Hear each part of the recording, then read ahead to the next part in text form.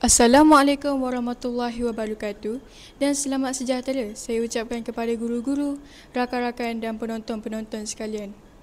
Diberi nama Siti Nur Najwa Khailia binti Muhammad dan pada pagi ini ingin saya membicarakan tentang sebuah buku novel yang telah saya baca pada bulan lepas. Pertama sekali, buku ini bertajuk Jangan Kacau Aku Boleh Tak. Buku ini ditulis oleh penulisnya yang bernama Aidil Ghazali. Seterusnya, buku ini mempunyai muka surat yang berjumlah 343 muka surat. Buku ini pula telah diterbitkan pada tahun 2024 dalam bentuk novel bahasa Melayu. Buku ini bertemakan tentang kehidupan seorang lelaki yang bernama Ehsan. Ehsan merupakan pelajar universiti yang belajar di UiTM sekaligus merupakan atlet Muay Thai. Ehsan merupakan seorang yang konsisten dan yakin diri.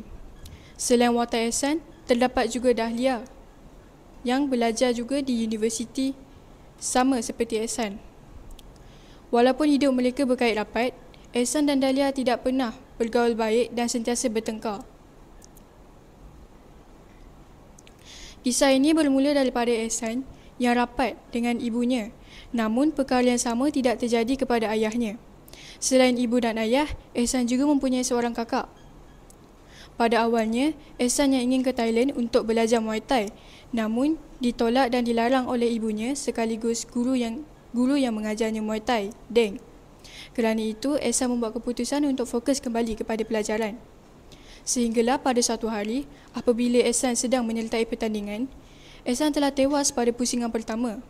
Namun, itu tidak menghentikannya. Malah, Ehsan berasa lebih bersemangat dan positif untuk meneruskannya. Tiba di waktu rehat, Ehsan menerima dan mendapati bahawa ibunya telah dihantar ke ICU selepas kebakaran yang berlaku di tempat kerjanya. Tanpa berfikir panjang, Ehsan segera meninggalkan perlawanan tersebut dan ke hospital untuk melihat keadaan ibunya itu. Dan malangnya, apabila Ehsan tiba sahaja di hospital, ibunya telah menghelakan nafas terakhir dan meninggal dunia. Dari situ, hidup Ehsan berubah gelap. Tiada lagi dirinya yang ceria seperti dahulu dan ianya semua digantikan dengan kemurungan dan hatinya yang telah keras. Ehsan mula mengurung diri di dalam biliknya, tidak hadir ke kelasnya dan tidak memberitahu rakan-rakannya. Ayahnya pula tidak boleh berbuat apa-apa tentang perilaku anaknya itu.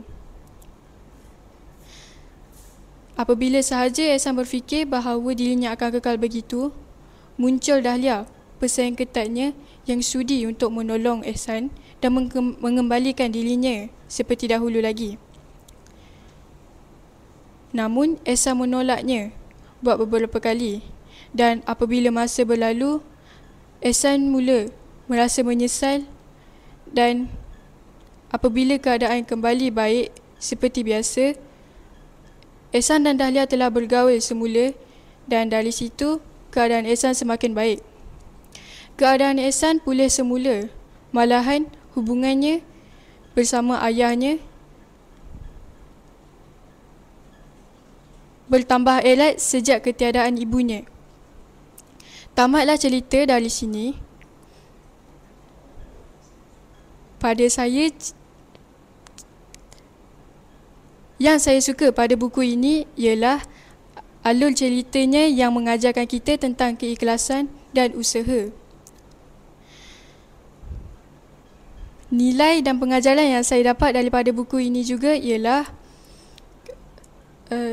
setiap pertemuan pasti ada perpisahan dan di sebalik seseorang yang ceria dan di sebalik seseorang yang baik atau jahat itu pasti tersembunyi kesedihan ataupun perasaan yang terpendam di dalam diri. Jadi, marilah kita sama-sama menghargai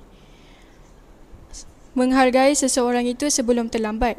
Kerana tidak mustahil pada suatu hari sama ada diri kita ataupun mereka yang akan pergi dahulu. Sekian, terima kasih.